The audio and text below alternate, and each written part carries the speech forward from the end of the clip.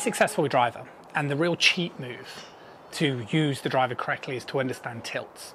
And tilt, just as a reference, just means if you drew a line through the center of my head and through the center of my pelvis, we don't want our spine to be completely vertical.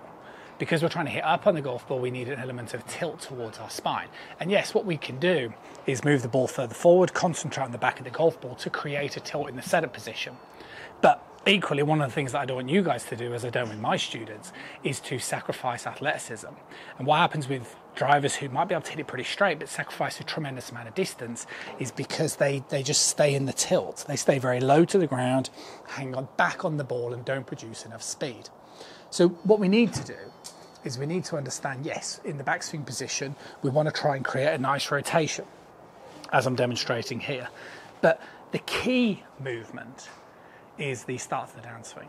And it's having this ability that once you've turned and you've allowed the lower body to progressively move towards your right side in the backswing, having this ability to let the lower body move back towards that lead foot whilst keeping your head concentrating on the back of the golf ball, this is what is key. Because this creates a separation and this creates the tilt. So the tilt hopefully is pretty obvious. If I kind of swing up towards the top of my backswing position here and I go like this, and I don't move my pelvis back towards the left, then you can see the well come down steep. If I move it to the left, you can see the tilt. Okay, and you can see the effect it has on the club head, and it lets the club head release correctly as well. So this is one of the movements that's really key.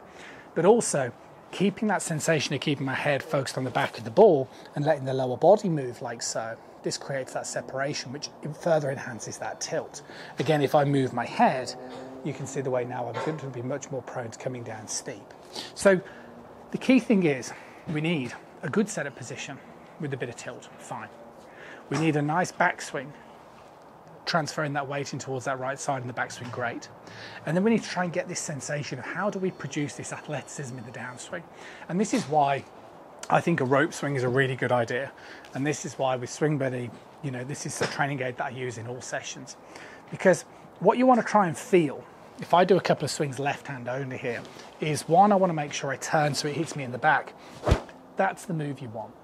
That sensation of keeping your head back, pulling your arm down, but see my lower body. My lower body is moved towards the target. It's shifted naturally to the left. And I've got that through just the sensation of doing a left-handed only swing. And that really is that secret move, because like I said, allowing that pelvis to move towards that left-hand side, what it will do is it will naturally, if I swing up to the top here, okay, so the way it naturally allows that club to drop down. And that's how then you can get that feeling of pulling your arms down and maximizing the driver. So I would strongly suggest, yes, get your basics right, get your setup right, get your rotation right in the backswing. But the big thing you really want to start practicing is get yourself a rope swing, because practicing some left hand or lead hand only sensations of keeping your head back and really letting that left arm whip through will naturally trigger a lot of these movements that we need without overthinking them. I'll see you soon.